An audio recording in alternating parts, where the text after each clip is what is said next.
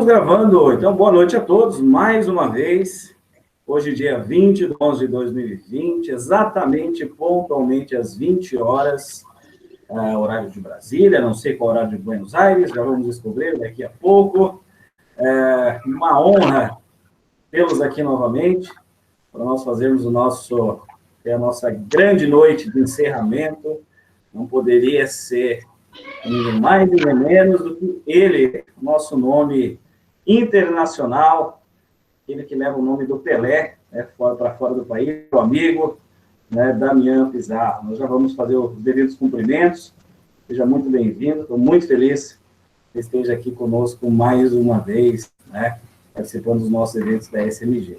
Gostaria de cumprimentar nossos colegas funcionários, professores, colaboradores da instituição, o nome da professora Angélica, nossa coordenadora adjunta, que não mede esforços para que esses eventos aconteçam, e aconteçam de uma forma muito qualitativa, né? Tanto que vocês puderam acompanhar, né, todas as palestras aí de segunda até quinta-feira. Realmente nós trouxemos grandes juristas do país para tratar de assuntos muito importantes com vocês. Todos os assuntos foram polêmicos, todos os palestrantes são sumidades na área, são extremamente responsáveis, são pessoas sensíveis, né, à discussão sobre a matéria que eles se propõem, né, e hoje não poderia ser diferente, né.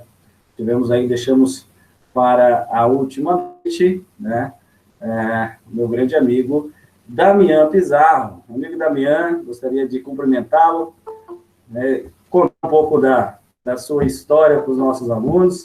O professor Damian vai se apresentar, obviamente, né, ele mora em Buenos Aires, um argentino com coração brasileiro, né, um grande amigo, né, já tive a honra de estar com ele várias vezes aí em Buenos Aires, nos nossos eventos, né. O professor Damian também já veio para o Brasil, é uma pessoa extremamente rica de conhecimento, é um ser humano fantástico, né? Uma pessoa que me fez, inclusive, admirar o River Plate, né? Eu sei, como bom corintiano, eu sempre fui voltado ao Boca Juniors. Ele já me catequizou, dizendo que não pode ser Boca, devemos ser River Plate, né? Já conquistou o meu coração, é um cara fenomenal, um grande amigo, né? Uma sumidade em Buenos Aires, professor da Universidade de Buenos Aires, professor da Universidade de Belgrano também, uma pessoa com vasto conhecimento, saber jurídico. Então, nós não o trouxemos aqui hoje só pela amizade que nós temos, nós trouxemos o professor Damian realmente pelo vasto conhecimento que ele tem, né?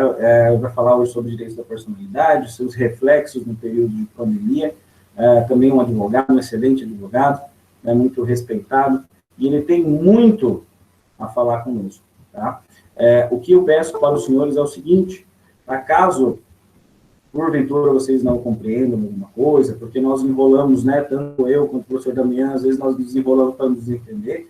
Caso haja qualquer dúvida, né, o professor Damian, ele fala muito bem o português, até melhor do que eu, sinceramente, mas caso reste alguma dúvida, pode colocar no chat ali, perguntar, né, com certeza o professor estará aqui para sanar qualquer dúvida a vocês, ok? Eu vou passar a palavra agora para a nossa coordenadora adjunta, professora Angélica Ferreira Rosa, para que faça as suas considerações. Boa noite, professor William, nosso coordenador. Boa noite, professor Damian. Que prazer tê-lo aqui conosco. Eu já lhe conheço do escritório, né, mas felizmente a gente não teve muito contato ainda, então é um prazer tê-lo aqui conosco. Foi uma excelente escolha. Estamos fechando o evento, né, professor William, com chave de ouro, 250 inscritos, mais de 700 visualizações. Eu estou muito feliz e contente com todos vocês, meus queridos alunos, que ficaram conosco a semana inteira, os professores que participaram conosco, professores da Universidade Estadual de Maringá, Universidade Federal do Paraná, grandes nomes do direito, agora finalizando com o professor Damian. Quero agradecer aos professores do nosso curso também de Direito, né, professor William, que participaram durante a semana inteira do evento. Então, para mim, é uma honra, fizemos com muito carinho, com muito amor, né, professor William, porque nós dois somos muito afetivos, então escolhemos com muito carinho, todos os professores escolhidos aqui foram escolhidos a dedo, pelo currículo, pela competência, professor, pelo carisma, nós escolhemos não só profissionais, mas pessoas maravilhosas, pessoas que sejam exemplo para os nossos alunos. Nós, no direito, temos um papel muito grande social, né? Nós temos que ser exemplo para os nossos alunos, temos que ajudar a melhorar esse país, né? Melhorar o mundo, e o direito é um instrumento para melhorar. Então, eu passo aqui a palavra para o professor Damião. Professor Damião, o senhor é muito bem-vindo na nossa instituição, sempre estaremos de portas abertas, e quando terminar esse Covid, né, professor William, nós estaremos presencialmente com todos. Obrigada, professor.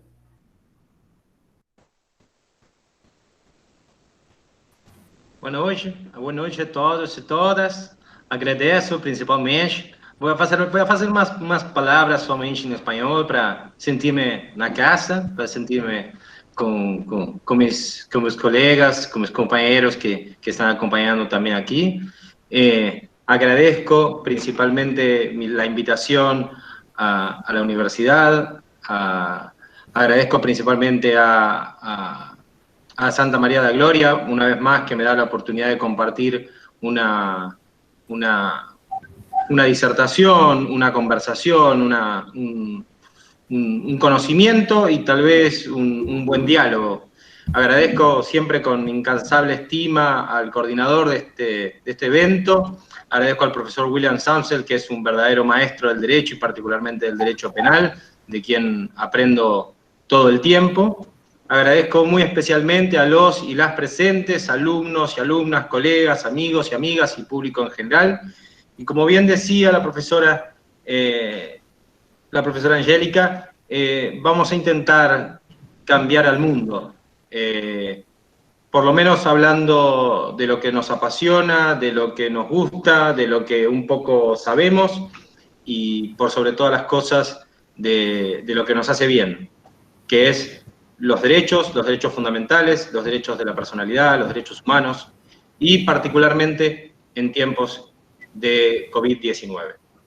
En español les voy a pedir disculpas cuando empiece a hablar en portuñol, porque mi portugués no es muy bueno, así que espero estar a la altura de la situación.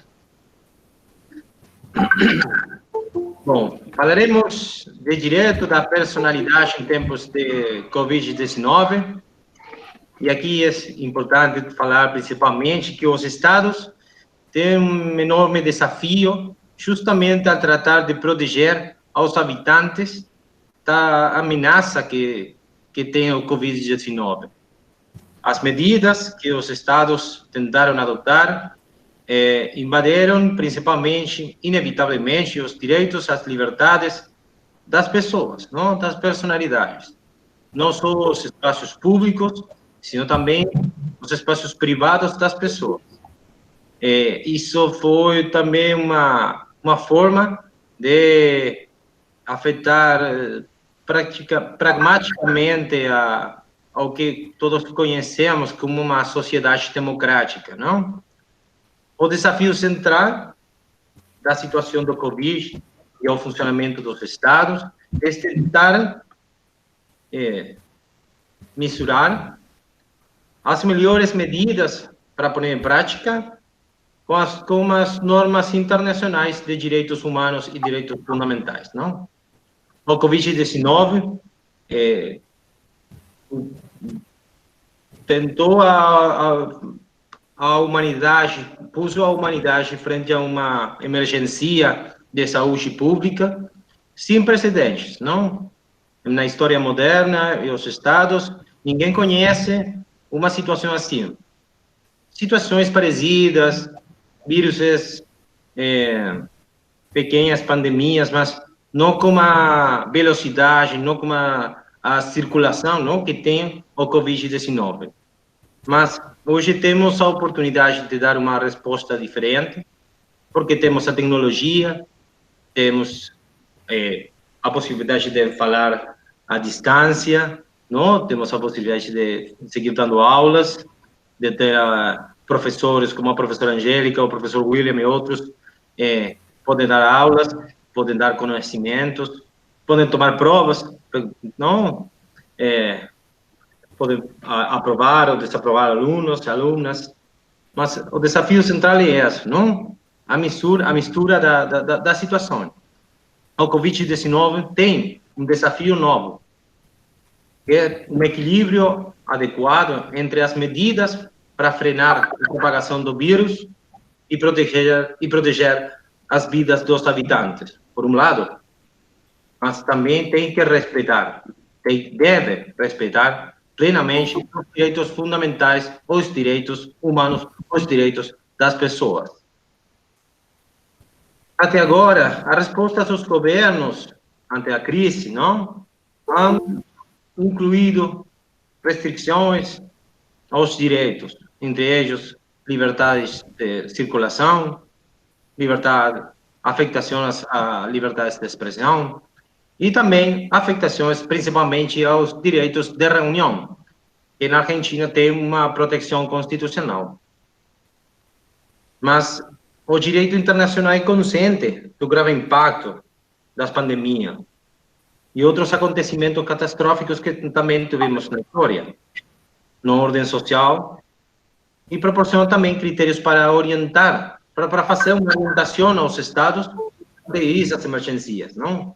A ONU sempre tem comentários, vai fazer, não, a dictar resoluções para ajudar a que os estados podem fazer um mal menor, não? Um mal menor para defender as pessoas. Frente às graves ameaças à saúde pública e à emergência que podem ameaçar a vida da população, as restrições de alguns direitos podem ser justificadas, não? Bajo as normas internacionais dos direitos humanos. Sinceramente, algumas podemos falar que estão justificadas. Mas os direitos da personalidade, justamente, são direitos subjetivos que têm uma vinculação direta com a proteção da integridade personal do ser humano, da pessoa, tanto fisicamente como espiritualmente, não? Os direitos da personalidade são uma categoria especial dos direitos humanos. Só tem um cimento, não?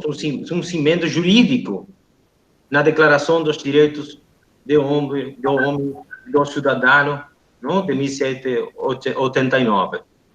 Não? Um texto fundamental, a virtude que para nós define os direitos naturais e imprescritíveis da liberdade, da propriedade, da segurança, a resistência à opressão, o reconhecimento da igualdade de todos e todas aos cidadãos ante a lei e ante a justiça.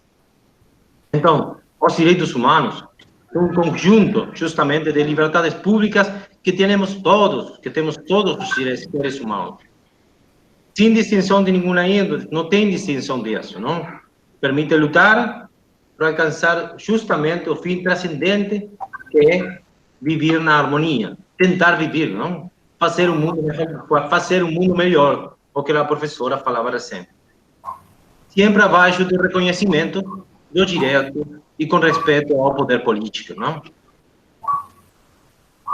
Os direitos humanos têm um caráter público. A base está na Constituição política, na Constituição de todos os estados. Sempre os direitos humanos têm uma defesa na Constituição e também têm garantias para que essa defesa possa existir.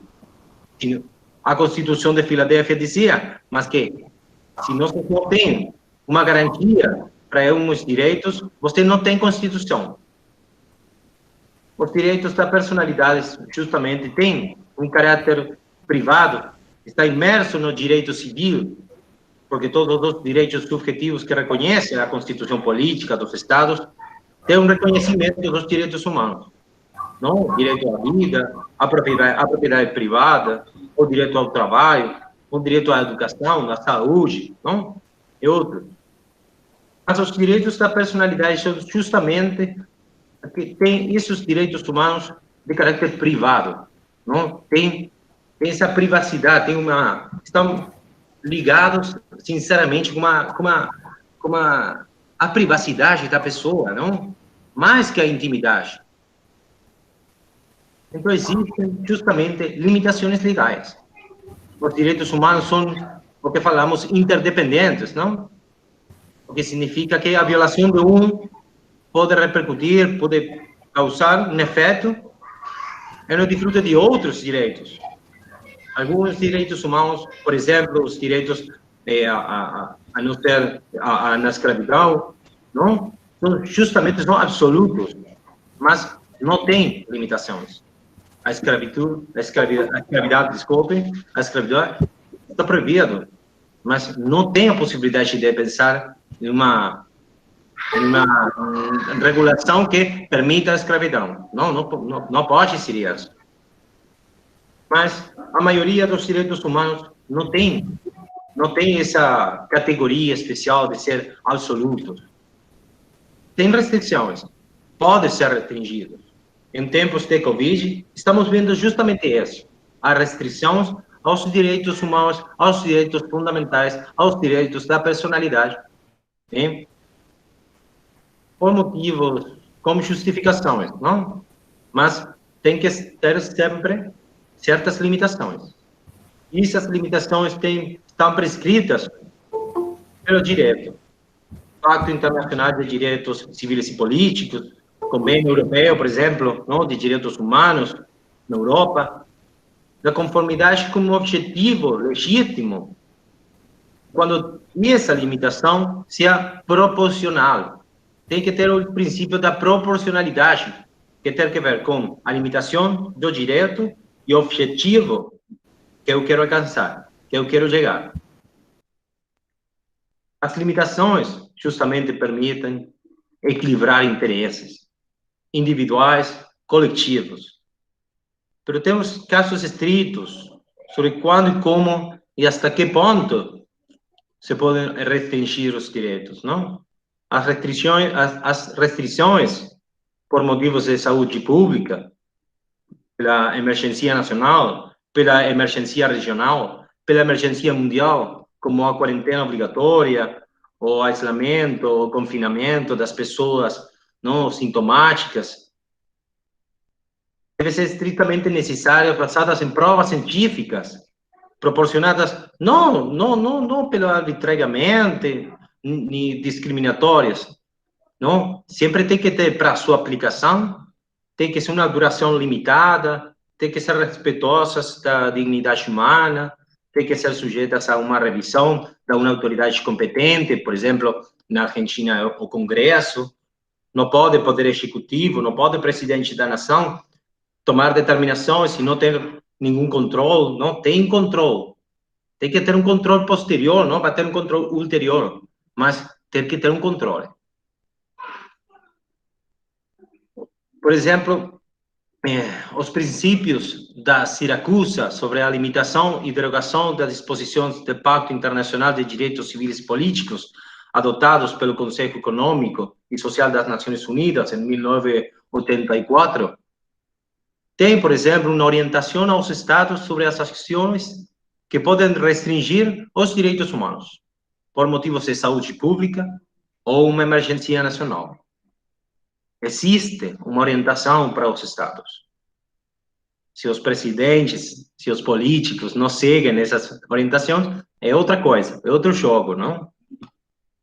Os princípios têm, justamente, dar uma pauta, uma linha, não uma trilha para seguir, para adotar medidas para proteger a população, não? Ao povo, que limite os direitos, as liberdades das pessoas, mas tem que ser legal, tem que ser necessário e tem que ser proporcionado.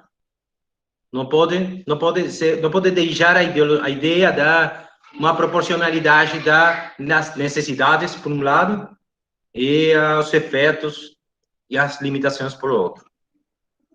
Os estados de emergência têm uma duração limitada, e qualquer que seja uma restrição dos direitos deve ter em conta um impacto desproporcionado em populações específicas, e grupos marginados. Esse é o problema que nós temos. Não somente na Argentina, na região, estou falando, não? Os países que tenham mais setores com problemas financeiros, econômicos, ou que têm situações com problemas socioeconômicos, normalmente tem uma problemática e tem impactos que são desproporcionados, não? Não somente na região, não temos muitas regiões no mundo que têm o mesmo problema, não? Ao respeito disso, as Nações Unidas, por exemplo, ha feito uma advertência disso, não advertido disso. As declarações de emergência baseadas no Covid-19 não devem utilizar-se como uma excusa para atacar aos grupos, minorias ou indivíduos particulares. Nessa ordem de ideias, podemos mencionar, por exemplo, o alarmante aumento da cifra de homicídios, femicídios, não? Situações de violência familiar, situações de violência contra as mulheres, uso indiscriminado da força por parte das forças de segurança, não? Em certos estados, em certas cidades, contra as pessoas que têm agora uma situação, sinceramente, de vulnerabilidade. Mas antes também, mas agora são mais vulneráveis que antes. A sua vez, a Oficina do Alto Comissionado das Nações Unidas para os Direitos Humanos tem também uma consideração a respeito, não? Não deve funcionar como uma coberta, não? Para a ação repressiva, bajo a máscara da proteção da saúde. E não deve ser usada simplesmente para aplacar as vozes dissidentes, não? E isso conhecemos nossos na América Latina, não? Que a liberdade de expressão é uma das primeiras afetações que tem quando existe uma situação de risco, uma situação de emergência, não? O primeiro que vão fazer vai ser justamente acallar, abaijar as vozes das pessoas que não pensam o mesmo que o governo, ou que pensam o mesmo que as pessoas que estão tomando as decisões, não? Um exemplo, por exemplo, disso, não? Que não tem que ver com nossa região, Hungria, o parlamento aprovou uma lei que permite ao primeiro-ministro Orbán, governar pelo decreto, suspende as eleições indefinidamente, lhe aplica penas de prisão, sensivelmente, para coartar a liberdade de expressão. Isso está nos meios de difusão, não é uma invenção do professor Pizarro, tranquilos. Temos aproximadamente uns 84 países que han imposto políticas e medidas de emergência devido ao Covid-19, mas somente 10%, somente menos de 10%, han dado informação oficial às Nações Unidas das suspensões de suas obrigações em matéria de direitos humanos. Somente 10% ha dado informação fehaciente, ha dado informação real às Nações Unidas da situação dos direitos humanos. Temos nos estados, temos os países, não? Obrigações. Com quem? Obrigações de cooperação internacional. Não? As obrigações dos estados incluem as garantias aos direitos civis, culturais, econômicos, políticos, sociais, de conformidade com os princípios, a interdependência e a indivisibilidade dos direitos humanos.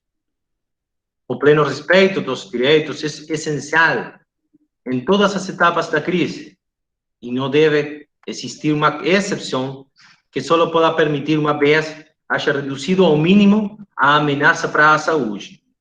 As pessoas afetadas pela emergência à saúde pública, incluídas as desplaçadas como consequência dos acontecimentos, pessoas que estão em confinamento, isolamento, sigam tendo direitos à proteção plena e efetiva das normas dos direitos humanos. Não, aqui é quando todos pensamos as situações de, por exemplo, quando sai uma vacina para Covid, na Argentina está pensando, todos falam que a vacina para Covid vai ser obrigatória para as pessoas.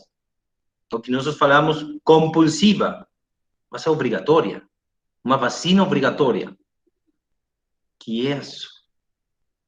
Como o Estado vai fazer isso? Vai recorrer às casas das pessoas, com caminhões militares, com grandes corpos militares, sacando as pessoas das casas. É uma situação muito, muito estranha, também muito interessante para fazer uma análise. Então, as normas internacionais dos direitos humanos garantizem justamente que as pessoas têm direito ao mais alto nível de saúde possível e obrigam aos estados a adotar as medidas necessárias para prevenir as ameaças à saúde pública e a prestar, principalmente, atenção médica a quem são as pessoas que mais necessitam. Aqui na Argentina, por exemplo, sempre vemos as notícias, na Itália, na Espanha, também algumas cidades na Argentina também tiveram que eleger, tiveram que fazer uma eleição, deixar as pessoas maiores de idade, aos idosos, aos aposentados, e preferentemente fazer uma atenção médica às pessoas mais jovens. Não? Isso é uma situação terrível, não? Pensem vocês, começar a fazer uma avaliação de quem merece, quem tem que viver e quem não merece receber uma ajuda pública, não? O acesso também à informação tem uma situação que temos que fazer uma análise, não? O acesso à informação relacionada com a saúde também é uma questão principal. A informação, a quantidade de mortos, a quantidade de pessoas que têm Covid, as pessoas recuperadas, é sempre uma informação que tem muitas dúvidas, não? Tem mais dúvidas, isso que é a existência do Covid-19, se existe ou não. Eu sempre tenho uma desconfiança mais particular com os números que com a existência do vírus. O acesso da informação é importante também. A informação tem uma trilha até a educação. O acesso à informação relativa aos principais problemas de saúde da comunidade, incluído, não? Os métodos para fazer prevenção, para fazer controle, considera também uma obrigação de prioridade comparada às obrigações fundamentais dos estados com respeito à saúde, não? Por exemplo, o governo de Peru emitiu um decreto que garantiza os serviços de internet durante a pandemia, incluso se os usuários não podem pagar. Acho que não é para que eles possam fazer jogos, para fazer publicações no Instagram. Seguramente é para ter informação.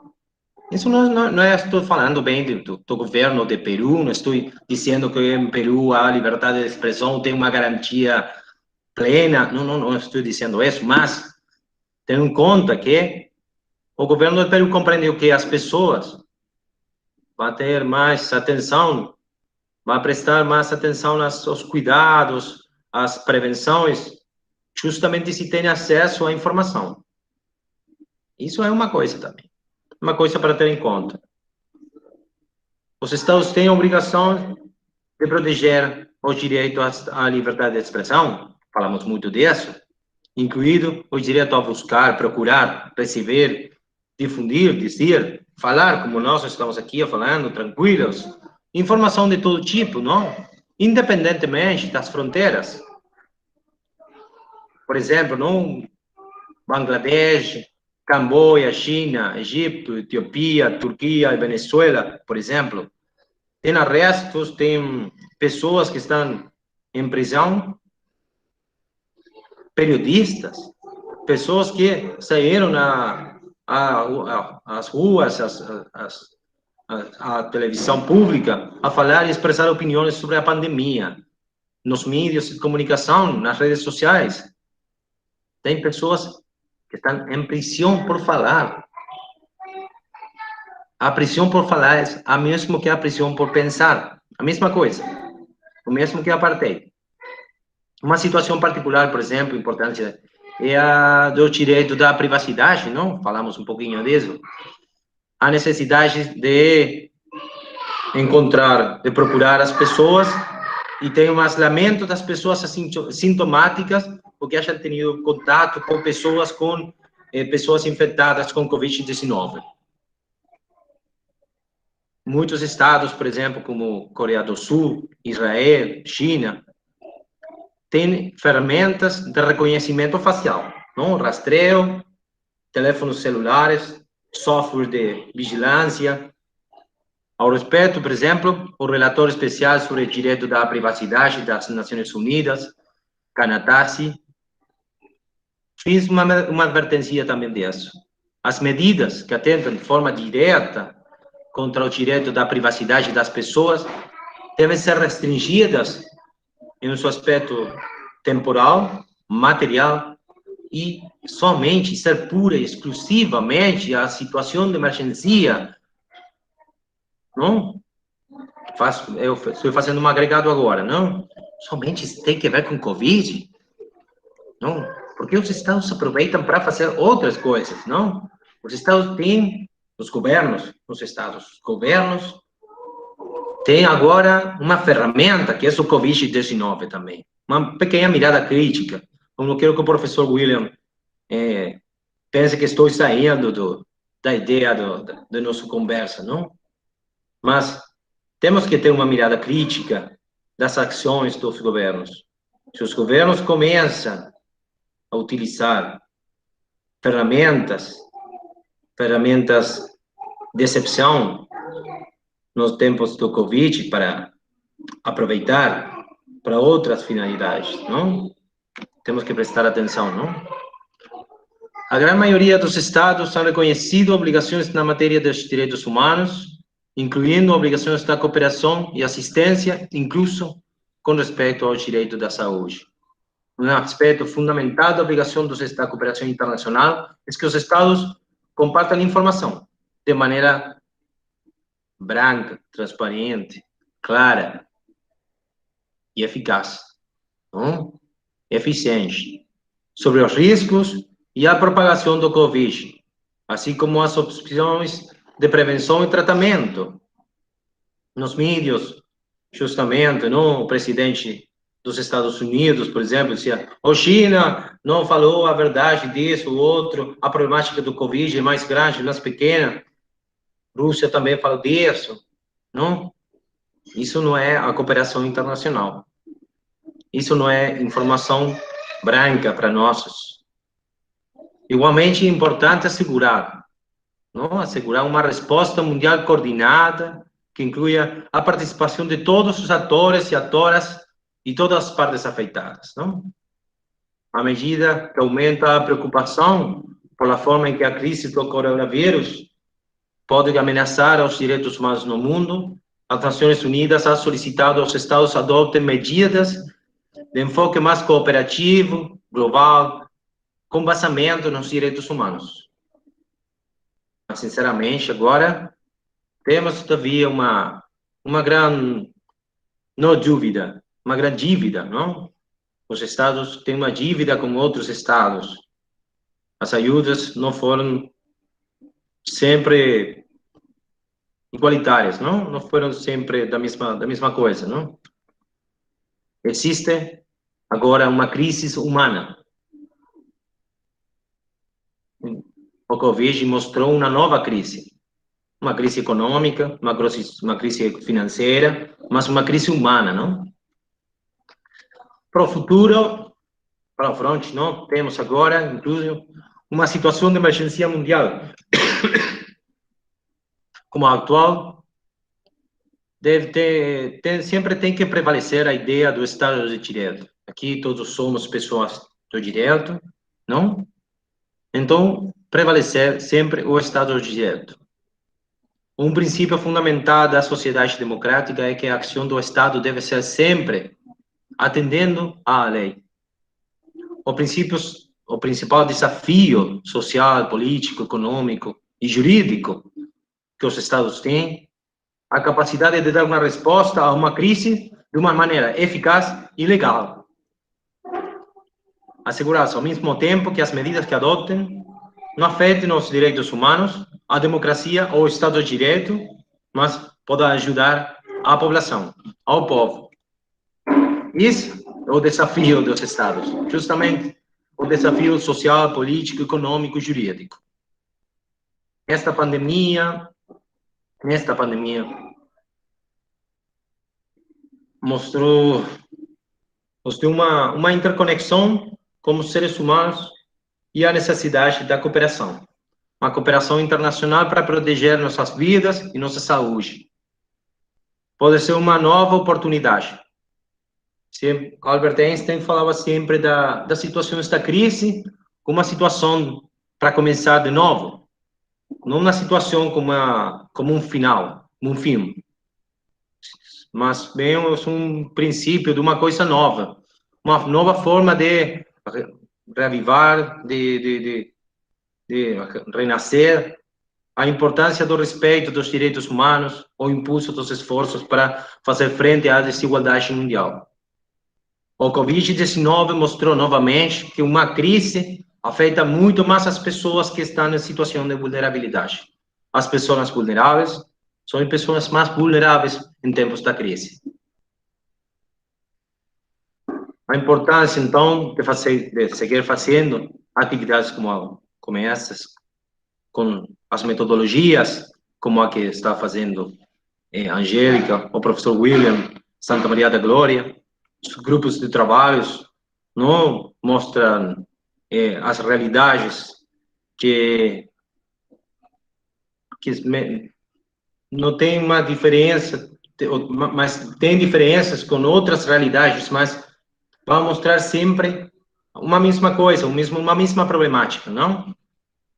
Que todos temos agora a oportunidade de fazer, de conhecer como é nossa comunidade jurídica. Permite conhecer a semana jurídica de ISMG, vai permitir conhecer a comunidade jurídica de ISMG.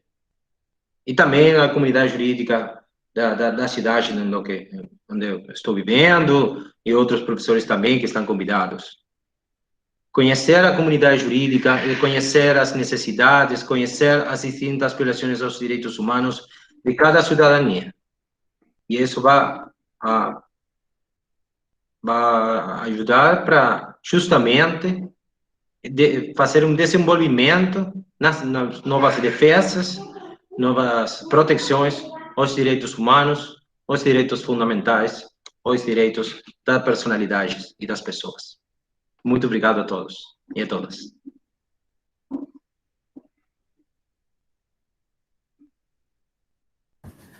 Professor Damian, realmente é um tema aqui que dá para nós ficarmos a noite inteira discutindo, né? Antes de tecer alguns comentários acerca disso, até perguntas, né? Já digo aos alunos aí, preparem suas perguntas, já digitem aí, que o professor Damian hoje ele não tem nada para fazer, ele disse que estará aqui a noite toda, sem problema nenhum, ok? Gostaria, antes de cumprimentar os nossos amigos argentinos que estão aqui, nossos irmãos, acompanhando a brilhante fala do professor Damian, né, que veio nos brindar aqui com as suas palavras. O Danha também entrou aqui agora, uma honra tê-lo conosco, professor. Também a palavra é sua, caso queira tomá-la, fazer comentários aí, eu sei que também faz parte da sua especialidade, da personalidade. E o professor Damian nos trouxe, eu estava acompanhando aqui o pessoal do lado, né, fazendo alguns comentários. Realmente nós estamos vivendo uma situação nova, nós estamos vivendo uma situação tanto quanto crítica, uma situação onde não há um médio, né, onde não há uma solução adequada, não há um caminho a ser tomado. Cada país, né, tomado as suas medidas, né, da forma que inconveniente. Nós temos aí a mortalidade no Brasil hoje, tá? Ela chegou a 168.613, né, casos de óbito. Nós tivemos na Argentina 36.532 casos de óbito. Né? Obviamente, nós temos a questão do espaço territorial. O Brasil tem quase 9 milhões de quilômetros quadrados, a Argentina tem quase 3 milhões de quilômetros quadrados. São grandes países. Né?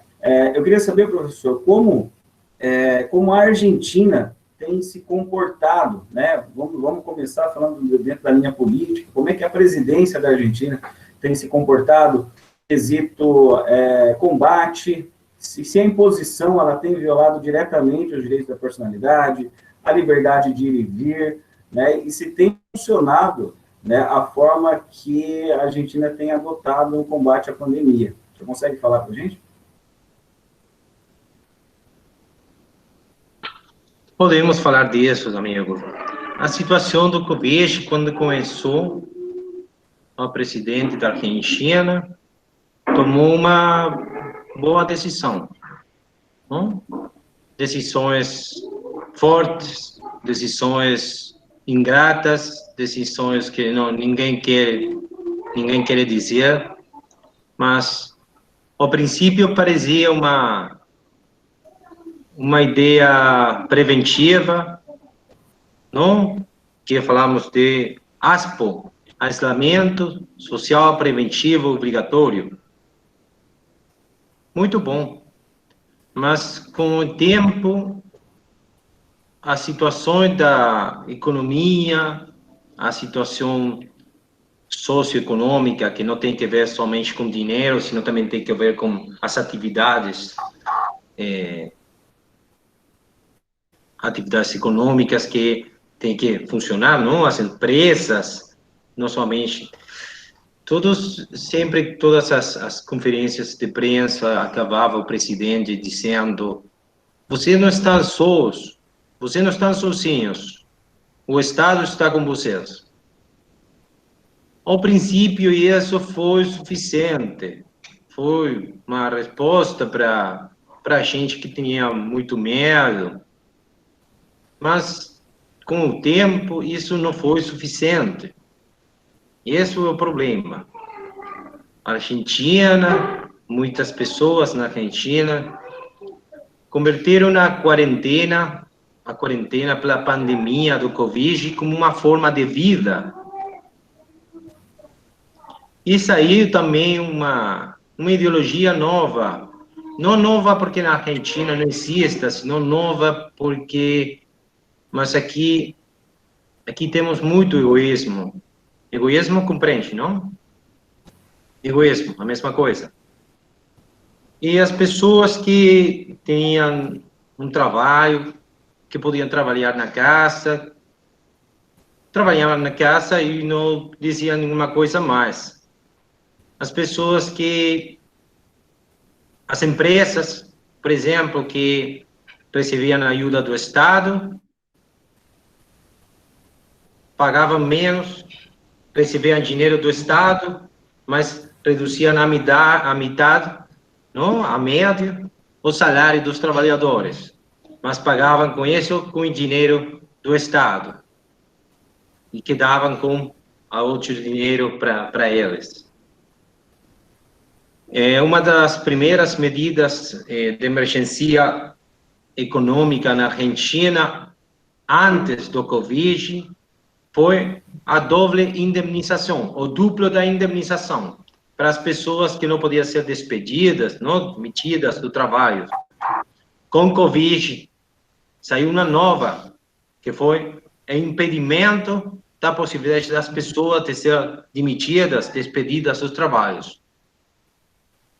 Então, essas empresas tinham que pagar os salários, não tinham a possibilidade de trabalhar, recebiam dinheiro do Estado, mas o dinheiro era muito pouco, muito pouco dinheiro, tinham a possibilidade de aceder a créditos com 0% de interesse, não? Interesse juros, não? Sem juros. É uma situação muito boa. Ao princípio, os primeiros 30 dias, 60 dias, depois na Argentina converteu o país com uma quarentena mais grande do mundo, não? Para todos os brasileiros que estão aqui, a Argentina tem a quarentena mais grande do mundo. Não só tem o Papa, o Maradona, Pelé, Messi, agora temos a quarentena mais grande do mundo. Isso não foi isso não era para nós uma coisa a dizer, que bom. Mas a situação na Argentina foi muito mais complexa quando as pessoas deixaram não de respeitar a lei, não, mas bem converteram toda essa energia positiva, essa energia de esperança, mas no discurso presidencial, trocaram pelo enfado, pelo enojo, pela bronca, não sei qual é essa palavra, mas estão estavam bravos com uma situação. Então, a energia converteu de uma energia positiva, ou, sinceramente, não positiva, mas uma energia contemplativa, a uma energia negativa. Então, as pessoas saíram nas ruas, saíram nas casas, saíram a fazer compras, a protestar, a lutar pelos direitos, o qual está muito bem, mas saíram de um isolamento, um confinamento, com máscara, a fazer todo o contrário. Então, isso tem uma complicação e dá uma imagem de pouco liderazgo e pouco conhecimento, principalmente pouco conhecimento nas pessoas, nas necessidades das pessoas. O governo perdeu a oportunidade de conhecer as pessoas. Isso é o problema da Argentina. Acho que assim como no Brasil, né, chegou um determinado ponto que as pessoas começaram a perder essa sensibilidade, começaram a perder a compreensão da magnitude do problema, né? E com isso, eu acredito que as autoridades também não tiveram mais o controle sobre essa questão, né? No Brasil, isso é uma coisa até que eu tenho muito a elogiar o argentino, que eu pude presenciar, é o respeito à lei, né? Nós fomos aí, na última vez que nós fomos à Argentina, salvo engano, era período de eleição, né? Era período de eleição, o professor Rodrigo Saldanha, que está aí, não me deixa mentir, e na véspera da eleição aí também tem a chamada lei seca, né? Os bares não podem abrir, enfim. E realmente, né, nós fomos a passear por Buenos Aires naquela noite e nós não vimos nada aberto, absolutamente nada, nem em locais, né, em bairros menos visitados, né, nos lugares onde nós passamos, nós não vimos, na grande capital ali, nós não vimos nada aberto. No Brasil, não é uma regra também, né, mas ante essa situação, existem subterfúgios, né, as pessoas abrem uma bodeguinha em casa para vender, escondido, para faturar um dinheiro, uma intenção de ter uma vantagem, né, de obter uma vantagem diante da crise, né, ou seja, algumas pessoas, não é uma regra também, né, mas algumas pessoas veem a crise como uma oportunidade de levar alguma coisa. E é o que você falou do benefício, né? Você quer ter algum tipo de benefício, de vantagem, se aproveitar desse tipo de situação, dessa crise. Até o pessoal comentou aqui a respeito dos políticos, né? A corrupção ali foi um prato cheio, né? Ou melhor, a crise foi um prato cheio para a corrupção. Mas eu acredito que isso tem afetado a Argentina também, esse tipo de atitude meia crise, ou pessoas têm utilizado a crise a seu favor. Aqui nós tivemos, por exemplo, o problema do álcool em gel, né? Quando estourou a crise, os preços do álcool em gel, em alguns locais, acima, né? O pessoal subiu o preço, ao invés de diminuir. Em Maringá, especificamente, não foi um problema tão grande, mas nós vimos alguns lugares do país aí, onde o álcool em gel custava R$5, ele foi para 30, né? E realmente muitas pessoas viram a crise não com humanidade, mas como uma oportunidade de crescimento capital. Isso aconteceu de alguma forma aí?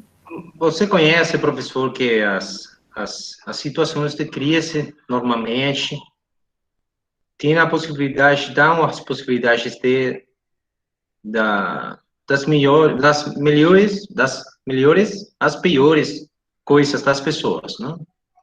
A corrupção, por exemplo, nós falamos muito de corrupção, recorda? Ano 2018, se eu não estou errado, se não estou mentindo, ano 2018, em Buenos Aires, depois em SMG, falamos disso, justamente da como a corrupção afetava diretamente os direitos fundamentais. Porque as pessoas pensam que somente a corrupção é que não pode fazer um ponte, não pode, o dinheiro do Lava Jato, o dinheiro disso, vai para as malas das pessoas que já têm dinheiro, mas não pensam nas afetações, as pequenas corrupções, as grandes corrupções, não pensam como isso vai também fazendo dano na cidadania. As pessoas, quando veem corrupção na televisão, não, nos mídias, isso é muito bom, mas quando as pessoas veem corrupção, cada dia perdem sensibilidade, perdem uma nova oportunidade. Então, isso eu falava antes também, quando falava da situação do Covid-19 na Argentina, as decisões do presidente e demais, principalmente, o primeiro momento, não, sinceramente, muito boas, muito acertadas, muito preventivas, para mim, muito boas de um presidente de um país que tem, principalmente, uma ideologia de um país paternalista, não? A Argentina é um país que requer medidas paternalistas, não? É uma necessidade. Sinceramente, o povo argentino precisa o paternalismo para sempre. Precisa ajudas, precisa bolsas do dinheiro, não bolsa do dinheiro, não bolsas de ajuda financeira. Então, é um país, um estado adicto, tem uma adicção ao paternalismo. Então, a situação da corrupção sempre faz que as pessoas perdam um pouco desse carinho, dessa sensibilidade que tem, dessa aproximação que tem ao Estado. O que eu ia dizer também, a crise tem dois efeitos. Um efeito positivo, as pessoas começaram a pensar na saúde das pessoas ao lado, as pessoas que têm próximas, as pessoas que têm longe, não? Se você vai à casa de uma pessoa na Argentina, seguramente vai dizer, por favor, deixe os sapatos, o calçado, sapatos? Como é isso? Sapatos? O mesmo? Sapatos, pode deixar os sapatos afora, pode entrar, tem álcool em gel, tem um desinfetante para tirar assim, a pessoa, listo, você pode entrar na casa agora. Tem a máscara, tem que lavar as mãos. Eu vou fazer isso porque eu estou cuidando dessa família, estou cuidando dessas pessoas. Isso é muito bom. Muito bom. Eu sempre entrei numa casa, quando eu fui à casa de William, ao escritório de William, William falou, passe da minha, muito bonito, lindo escritório, muito bonito, muito especial, o escritório de William. Mas eu não fiz nenhuma coisa dessas, eu não lavei as mãos, não pensei na saúde de William, da família de William, do filho de William, eu não pensei nisso. Então, a crise do Covid também tem um efeito positivo em que as pessoas começam a pensar um pouco mais na outra pessoa. Na propagação, não somente do vírus, na propagação do exemplo, na propagação de novas formas de cuidar as pessoas. Mas também tem um efeito negativo. o egoísmo que antes falava das empresas. Tivemos a oportunidade de ver um político argentino que pôs um cartaz com sua cara em uma sessão do Congresso, não? Então, ele é um senador argentino, então, toda a sessão do Congresso, e havia uma figura de seu rosto, fazendo assim, prestando atenção, e ele saiu da reunião, saiu a passear, eu fiz coisas, depois voltou à mesma posição, puso a foto de novo, saiu. Isso passou na Argentina. Essa pessoa todavia tem trabalho. Se eu fizer uma coisa assim, William Sansel demitiria ao professor Pizarro. O professor Pizarro é uma pessoa não grata na SMG. Mas essa pessoa todavia tem trabalho, tem salário. E depois, para ter uma pensão de privilégio pelo trabalho. Também temos um legislador argentino que, mientras estava na sessão do Congresso, teve sexo com sua pareja. Ela mostrou seu corpo, ele levantou uma camisa dela, começou a besá-la, em meio na sessão do Congresso. Então, todos aqui vão dizer, isso é mal. Não, isso é bom. Porque isso também mostra qual é essa qualidade, de nossos representantes, não? Agora eu conheço, não somente conheço a biblioteca de William, que tem poucos livros, sinceramente, não? Tem que pegar uns livros mais, William. Mas eu conheço agora quais são as coisas que os representantes também fazem no Congresso. Qual é essa preparação que tem os representantes? Porque tem a possibilidade de ter um mídia como esse. A biblioteca do Francisco Alves, por exemplo, tem muitos livros. Francisco Alves mostra que tem muitos livros atrás. Então, Francisco é uma pessoa que, seguramente, aparentemente, é uma pessoa muito instruída, tem muita leitura. Não? Penso que a Valdemiro Moreira gosta muito da arte e tem um quadro atrás que tem uma pintura atrás, e o mesmo todas as pessoas. Então, a mediatização, tecnologia, somente com Covid-19, eu sempre falo o mesmo, somente com um vírus de alcance mundial, somente assim as empresas compreenderam que as pessoas podem trabalhar da casa e ter eficiência no trabalho. Até Covid-19, todos os que trabalhavam na casa eram todos vagos. Nenhum argentino trabalhava da casa, sim que tem uma eficiência, sem ter eficácia no trabalho. Então, o Covid-19, a crise, tem um efeito positivo. Tem efeitos negativos sempre, mas tem um efeito positivo também.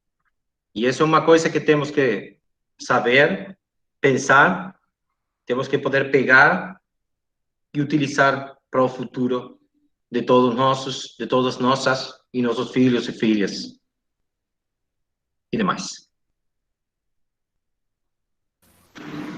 Bacana, tem perguntas aqui. Celso, ele perguntou o seguinte, né, e até, talvez eu vou reformular essa pergunta, se há possibilidade de lockdown, né, nós estamos agora numa segunda onda, uma segunda onda aí, eu tenho alguns clientes que moram na Europa, que comentaram que o lockdown já se instaurou lá, né, especificamente na Inglaterra, e possivelmente a gente vai ter isso também no Brasil, possivelmente também na Argentina. A Argentina já está se movimentando para isso ou ainda não? A situação da Argentina, por exemplo, em coisas de saúde, tem uma preparação. A situação do Covid mostrou que a Argentina não tem um sistema de saúde preparado para uma situação de crise, para uma situação de uma catástrofe, para uma situação de... Por isso sempre nós dizemos que Deus é argentino, porque sinceramente, com todos os problemas que nós temos, como uma catástrofe que nós poderíamos ter, o sistema de saúde, o sistema político, o sistema econômico vai quebrar. vai quebramento de todo, o país vai fundir diretamente. Então, Deus tem que ser argentino, não tem outra possibilidade. Então, sinceramente falando, não, a Argentina agora preparou hospitais, sanatórios, clínicas privadas, públicas, espaços para atendimento das pessoas com Covid-19. E tem espaços preparados para isso.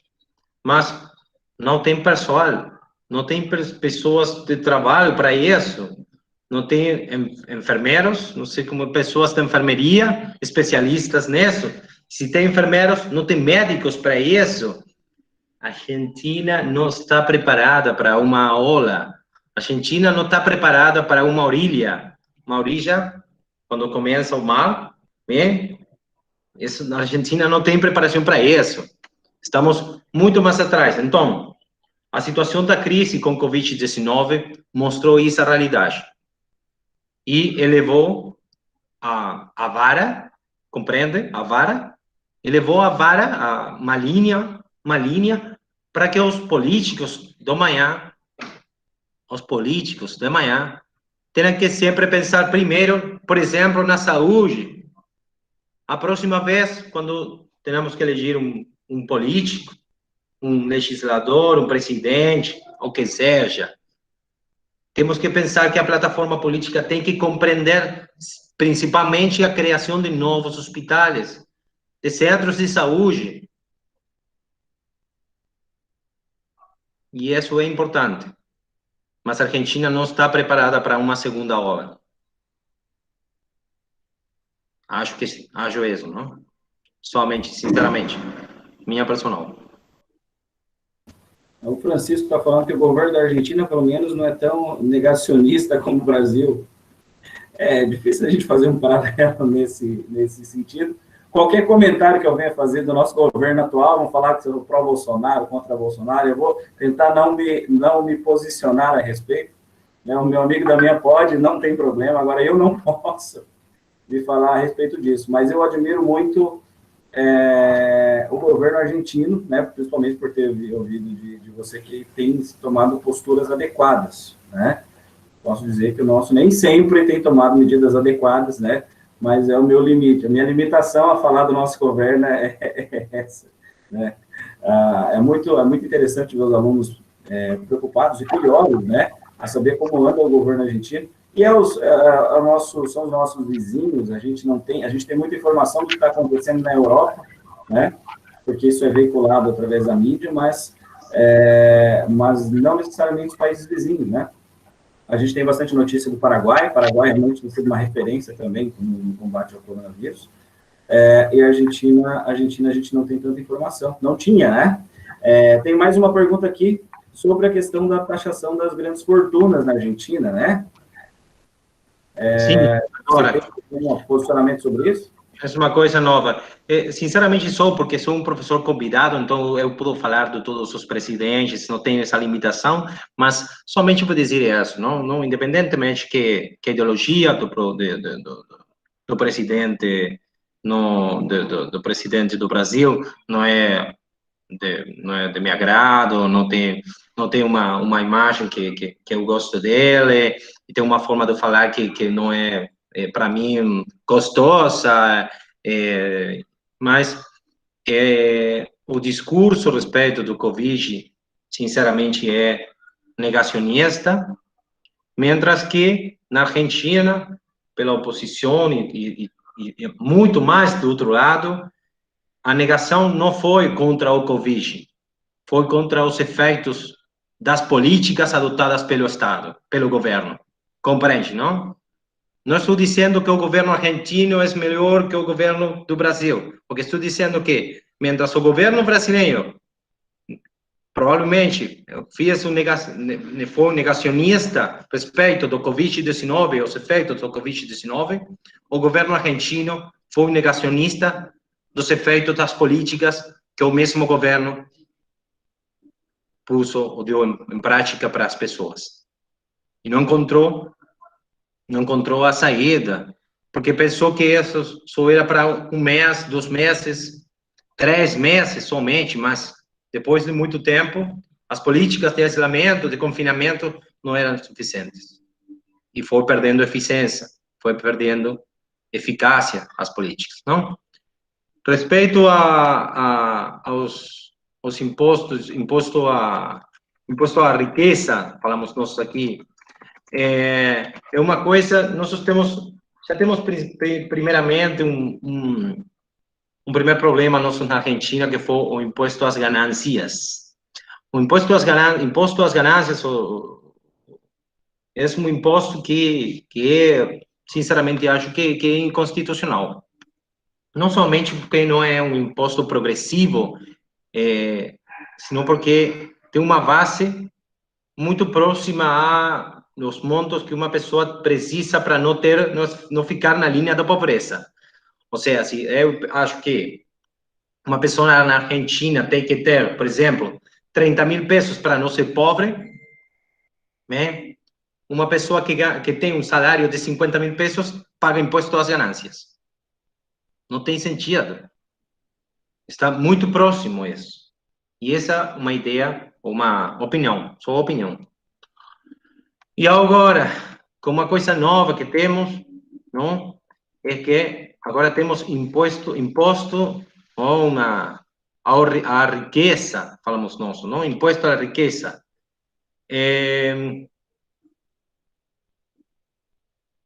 Há uma grande quantidade de pessoas, desculpa, estou falando espanhol, há muitas pessoas que vão ter que pagar esse imposto, porque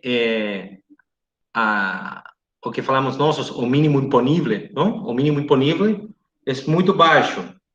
Então, isso vai ter, não somente vai ter muitos pedidos de inconstitucionalidade, acho que vai ser uma medida muito questionada e, sinceramente, acho que vai ser declarada inconstitucional muitas vezes.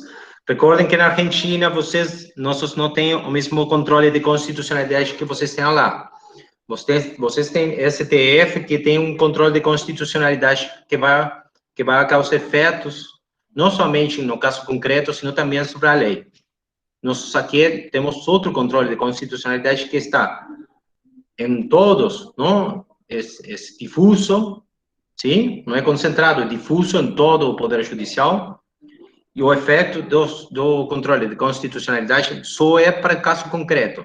O efeito é só interpartes. Então, vamos a ter muitos processos de pedido de inconstitucionalidade do imposto da riqueza, porque isso é o problema do controle de constitucionalidade difuso, que é a inseguridade jurídica. Perfeito. Mais alguma pergunta, pessoal? O pessoal tem muita curiosidade sobre a aplicabilidade da norma ainda. Não tem problema. Estou até 3 da manhã, tranquilo. Logo estaremos aí na sua casa, hein? Gostaria muito que com uma amostra de carinho dos alunos e todos os presentes, dizeram que eu não tenho perguntas, que não tenho questões para dizer. Isso seria uma amostra de carinho para mim.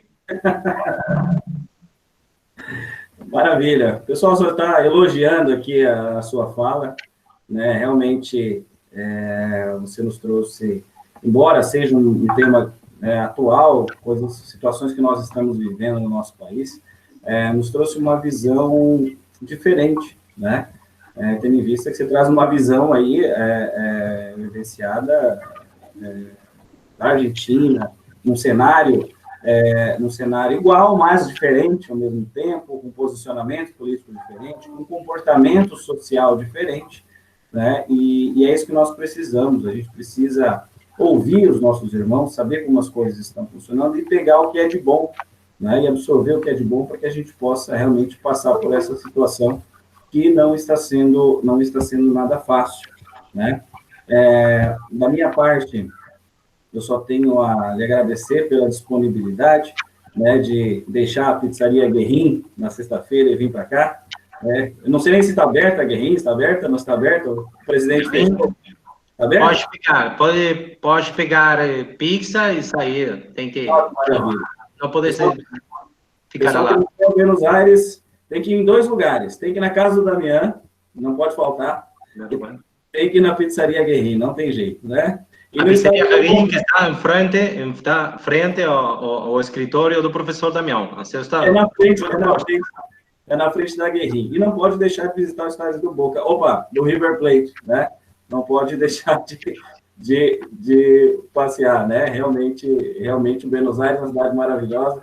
Sabendo que nós temos amigos lá ainda, fica muito melhor. Se Deus quiser, nós teremos novamente nosso evento internacional, né, professor?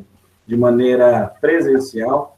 Estamos aí já contando com isso. O professor Rodrigo acho que não está mais aqui, mas já vamos programar, né, para assim que passar essa pandemia, para que a gente possa proporcionar esse encontro para todos, né? De qualquer maneira, seja no que vem, seja no outro, nós estaremos sempre juntos, tá bom? Quando você falou da minha biblioteca, eu tenho bastante livro, eu não tenho armário, tá? Olha aqui para você ver. Conheço sua biblioteca, está brincando, tranquilo. Eu só não tenho livros. Você tem muitos livros, o problema dos livros que tem o professor Williams, que todos estão fechados, tem plástico, tem que abrir os livros, professor Williams, não tem gente. Eu vou te chamar para digitalizar esses livros para mim, eu coloco tudo no computador, né? Isso sim. Muito obrigado, Paulo. É um prazer, sinceramente um prazer, mas foi uma muito boa oportunidade de compartilhar com vocês, agradeço muito, desculpe pelo portunhol, que é muito mal, mas é uma forma de carinho para mim ou para você, poder falar a língua de vocês. Abraço muito grande daqui. Maravilha, eu estou praticando espanhol, viu? Quando tiver bom, eu te aviso, você me avisa, nós vamos fazer uma palestra aí em Buenos Aires também. Fica com Deus, meu irmão. Muito obrigado, viu, pela sua participação. Muito bacana contar contigo, morrendo de saudade aí, tá bom? Os alunos, prezados alunos, muito obrigado. Obrigado, professora Angélica, pelos esforços aí para que esse evento acontecesse. Hoje foi de uma forma muito descontraída, né? E, como eu disse, não poderíamos fechar com ninguém mais, ninguém menos que o professor Damián, que além de um excelente advogado, professor, né, em 2 universidades, salvo engano, são 2, né, professor? 2 universidades em Buenos Aires, presidente também de uma associação, né, dos advogados brasileiros na Argentina. Realmente é uma sociedade aí, e é muito importante e é muito válido tê-los conosco, tá bom? Então, declaro encerrado esse evento, tá? Fiquem com Deus e tenham um excelente final de semana, pessoal. Até mais. Boa noite, gente. Boa noite. Fiquem com Deus. Tchau, tchau.